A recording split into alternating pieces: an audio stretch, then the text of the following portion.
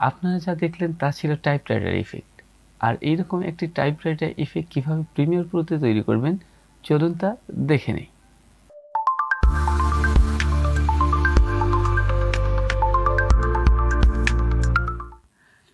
Typewriter effect তৈরি করার জন্য আমরা সরাসরি চলে যাচ্ছি প্রিমিয়ার প্রোতে।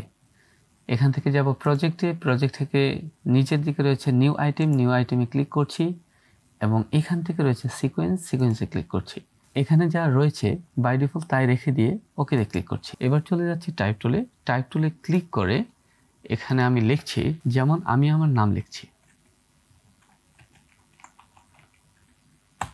সো এখান থেকে আমরা চলে যাব এসেন্টাল গ্রাফিক্সে।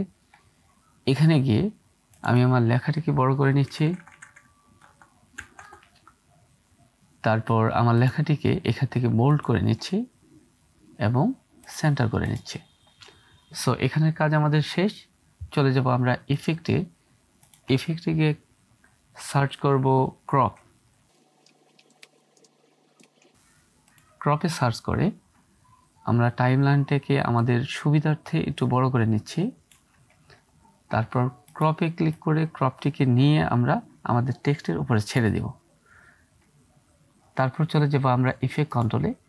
এখান থেকে দেখতে পাচ্ছেন এখানে ক্রপ রয়েছে, তারপর নিচের দিকে রয়েছে রাইট। এখান থেকে টগল অ্যানিমেশনটাকে অন করে দিচ্ছে। আপনারা দেখতে পাচ্ছেন এখানে একটি কি ফ্রেম অন হয়ে গেছে।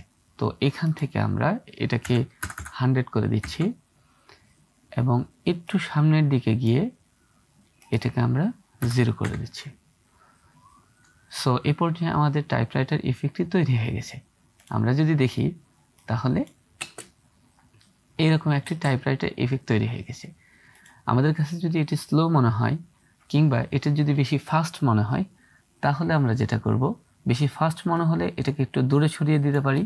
সেক্ষেত্রে আমাদের ইফেক্টটি স্লোলি ওপেন হবে, যেমনটি এরকম।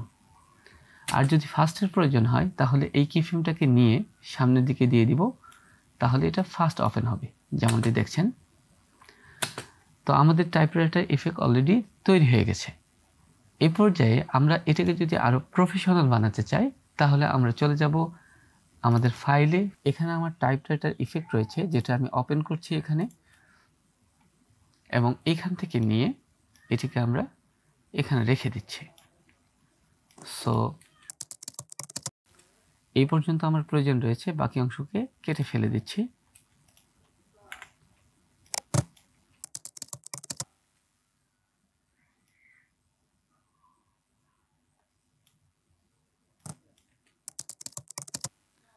তো আপনারা দেখতেই পাচ্ছেন আমাদের টাইপরাইটার ইফেক্টটি কেমন হয়েছে।